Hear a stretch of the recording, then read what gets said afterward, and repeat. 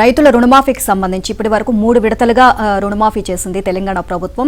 So ఇప్పటికే అంటే 2 లక్షల పైన ఉన్న రైతులకు మాత్రం ఎప్పుడు అంటే ఈ 2 లక్షలు ఎప్పుడు ఇస్తుంది ప్రభుత్వం, సో మిగిలిన అమౌంట్ మేము ఎప్పుడు బ్యాంకుకి చెల్లించాలి అని చెప్పేసి వాళ్ళు ఒక తేదీ అయితే ప్రకటించలేదు అని చెప్పేసి రైతులు ఆశగా ఎదురు చూస్తున్నారు. తెలంగాణ ప్రభుత్వం ఎప్పుడు ప్రకటిస్తుంది ఆ డేట్ అని చెప్పి.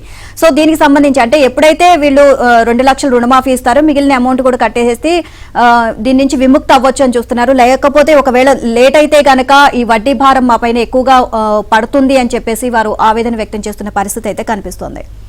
2 లక్షల రూపాయలకు మించి పంట రుణాలున్న రైతులు తెలంగాణ ప్రభుత్వ నిర్ణయం కోసం ఎదురు చూస్తున్నారు. ప్రభుత్వం తన వాటా 2 లక్షలు ఎప్పుడు చెల్లిస్తుంది, తమ వాటా ఎప్పుడు చెల్లించాలనే విషయంలో ఒక నిర్దిష్ట తేదీ చెప్పకపోవడంతో రైతులు అయోమయానికి గురవుతున్నారు. ఎందుకంటే రైతులు తీసుకున్న రుణాలను సకాలంలో ఏడాదిలోపు చెల్లిస్తే 4% వడ్డీ రాయితీ వస్తుంది. ఒకవేళ ఆ లోపు చెల్లించకపోతే ఆ రాయితీ రాకపోగా అధిక వడ్డీ కట్టాల్సి ఉంటుందని ఆందోళనకు గురవుతున్నారు. నిర్ణీత గడువులో రుణమాఫీ జరిగి అప్పులు రెన్యువల్ అయితేనే రైతులకు చిక్కులు తొలగిపోతాయనే అభిప్రాయాలు వ్యక్తమవుతున్నాయి.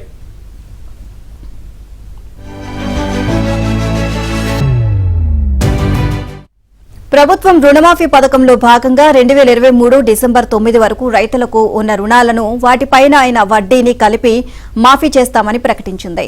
అయితే నెలలు గడుస్తున్న కొద్దీ ప్రభుత్వం ఇచ్చిన మాట మేరకు రుణమాఫీ చేసినా వడ్డీ భారం మాత్రం రైతుల మీదే పడుతోంది. 7% వడ్డీలు 4% సబ్సిడీ తెచ్చుకోవాలంటే ఏడాదిలోపు ఆ రుణాన్ని కట్టేయాల్సి ఉంటుంది.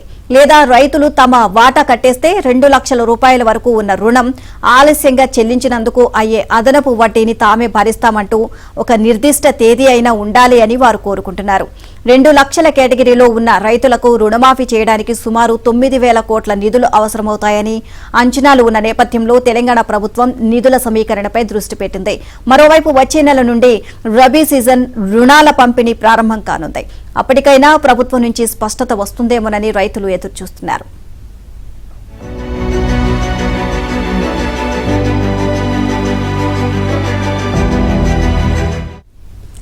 మరోవైపు రైతులను రెన్యువల్ సమస్యలు వెంటాడుతున్నాయి. రుణమాఫీ ప్రక్రియలో జరుగుతున్న జాప్యం కారణంగా రైతులు సకాలంలో అప్పులు చెల్లించడం లేదు, రెన్యువల్ చేసుకోలేకపోతున్నారు. డబ్బులున్న రైతులు లేదంటే బయట ప్రైవేట్ అప్పులు తెచ్చుకునే పరపతి ఉన్న వాళ్ళు రుణాన్ని రెన్యువల్ చేసుకుంటున్నారు. కానీ కొందరు రైతులు ఈ 2 అవకాశాలు లేకపోవడంతో రెన్యువల్ చేసుకోలేకపోతున్నారు. ఇప్పుడు రెన్యువల్ చేసుకోకుంటే ప్రభుత్వము రుణమాఫీ డబ్బులు 2 లక్షలు విడుదల చేయకుంటే తమ మొత్తం రుణానికి అయ్యే అధిక వడ్డీని తామే చెల్లించాల్సిన పరిస్థితి వస్తుందని ఆందోళన చెందుతున్నారు. ఇదిలా ఉండగా బ్యాంకు నిబంధనల ప్రకారం ఏ రోజుకు ఆ రోజు వడ్డీ లెక్కిస్తారు.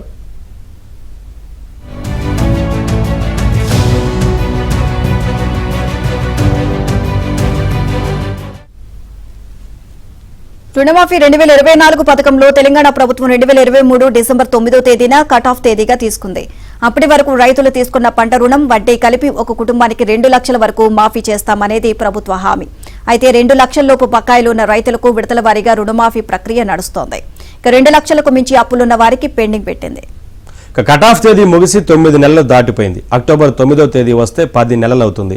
ఈ కాలానికి రోజు రోజుకు బ్యాంకులో వడ్డీ పెరుగుతోంది. రైతులేమో ప్రభుత్వం మాఫీ చేసేది చేస్తే మిగిలిన అప్పును రెన్యువల్ చేసుకుందామనే ఆలోచనలో ఉన్నారు. అయితే ప్రభుత్వం 2 లక్షలు ఇప్పటికిప్పుడు మాఫీ చేయకపోయినా రెన్యువల్ చేసుకుంటే రుణమాఫీ వర్తిస్తుందా, రెన్యువల్ చేసుకుంటే నష్టపోతామా అనే ఆందోళన రైతుల నుంచి వ్యక్తమవుతా ఉంది.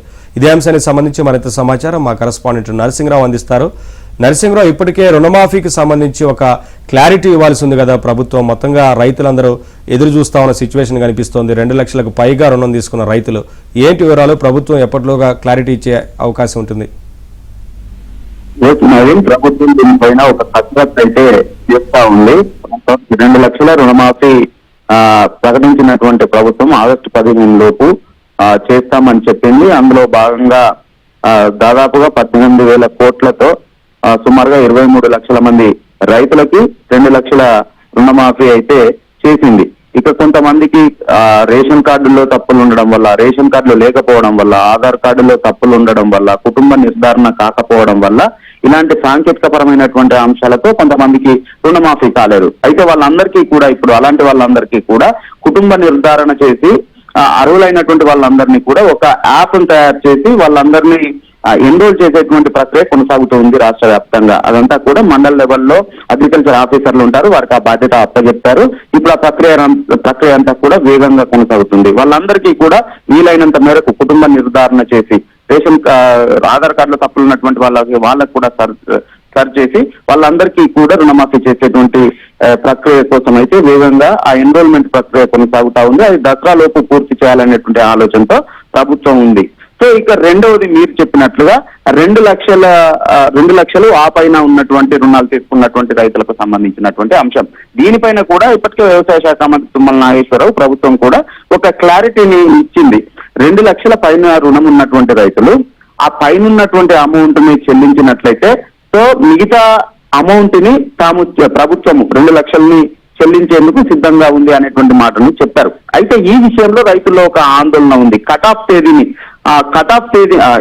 దాని నిర్దిష్టమైనటువంటి తేదీని గనక ప్రకటించినట్లయితే ఆ లోపుగా తాము 2 లక్షల పైన ఉన్నటువంటి అమౌంట్ చెల్లించుకుంటాము, మిగతా అమౌంట్ ప్రభుత్వం చెల్లిస్తే బాగుంటుంది అనేటువంటి ఆందోళన అయితే రైతుల్లో కనిపిస్తా ఉంది. ప్రభుత్వము చెల్లిస్తామని చెప్తుంది కానీ ఒక నిర్దిష్టమైనటువంటి తేదీని ప్రకటించడం లేదు. దాంతో రైతుల్లో ఆందోళన ఏర్పడింది.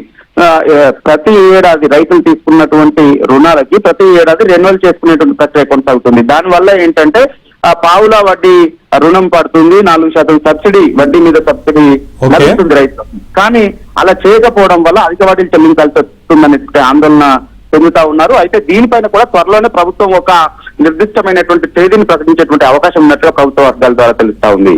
Naveen, thank you Narasimharao, thanks for